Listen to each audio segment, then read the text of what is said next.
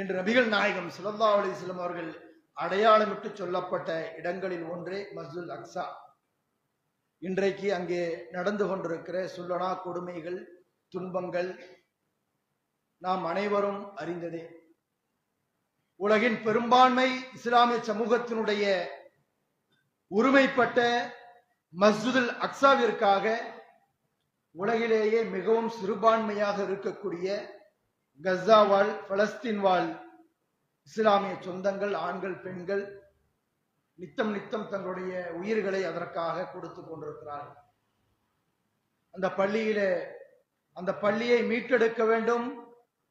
எங்களுடைய இறைவன் எங்களுக்கு வாக்களித்த இடம் சுபஹானல்லதி அஸ்ரா பி அப்திஹி லைலம் மினல் மஸ்ஜிதில் ஹராமி இலல் மஸ்ஜிதில் அக்ஸா இலல் அக்ஸல்லதி பாரக்னா ஹவ்லஹு.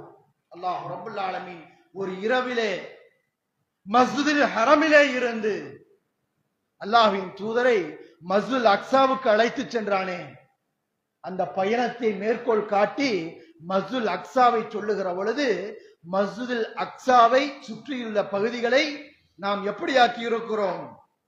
பாரக்னா ஹவ்லஹு, என்னுடைய அருளை கொண்டு அந்த பகுதியை நாம் நிரப்பி இருக்கிறோம். அது என்ன பகுதி?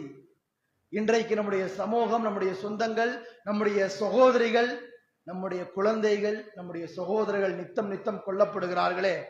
45,000க்கும் மேற்பட்ட சகோதர சகோதரிகள், குழந்தைகள் கொல்லப்பட்டிருக்கிறார்கள் இன்றைய தேதி வரை. 1.5 லட்சத்திற்கும் மேற்பட்ட முஸ்லிம்கள் ஊனப்பட்டிருக்கிறார்கள், படுகாயம் அடைந்திருக்கிறார்கள். 60க்கும் மேற்பட்ட நாட்களாக உண்ணுவதற்கு உணவில்லாமல் பசி பட்டினியோடு அந்த மக்கள் போராடி கொண்டிருக்கிறார்கள்.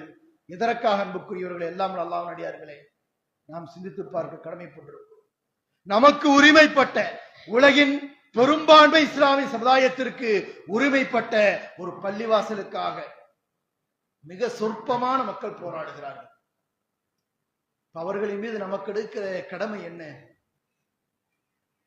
ஒரு நாள் ஒரு ஜும்மாவில் அவர்கள் பங்கெடுத்து மஸ்ஜிதுல் அக்ஸாவிலே தொழ வேண்டும் என்று சொன்னால் யூத சியோனிச இஸ்ரேலிய ராணுவத்தால் சொல்லனா துன்பங்களுக்கு ஆட்படுத்தப்படுகிறார்கள். 2 நாட்களே அவர்கள் ஒரு ஜும்மாவிலே 1 மணி நேரத்தை செலவிடுவதற்கு அக்ஸாவிலே 2 நாள் அவங்க செலவழிக்கணும். புதன் மாலையிலே இருந்து வியாழன் முழுக்க வெள்ளியினுடைய காலையிலே அந்த பள்ளிவாசலுக்குள் அவர்கள் செல்வதற்குள் அவர்களில் பலருடைய உயிர்கள் அங்கே பறிக்கப்பட்டு விடுகிறது, உடல் உறுப்புகள் சேதப்படுத்தப்பட்டு விடுகிறது. இப்ப நாம் சிந்தித்து பார்க்க கடமைப்பட்டிருக்கிறோம். அல்லாஹ் ரப்புல் ஆலமீன் மிகவும் சௌகரியமாக வசதி வாய்ப்புகளோடு அல்லாஹ்வை வணங்குவதற்கான ஆலயங்களை நம் இடத்திலே கொடுத்திருக்கிறார்.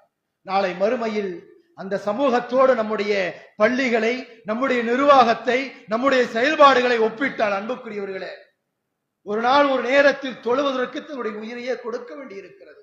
அப்படியும் அந்த மக்கள் அந்த பள்ளியை பாதுகாப்பதற்காக போராடி கொண்டிருக்கிறார்கள் என்று சொன்னால் அன்புக்குரியவர்களே, நாம் அவர்களுக்கு செய்ய வேண்டிய கடமைகளில் ஒன்று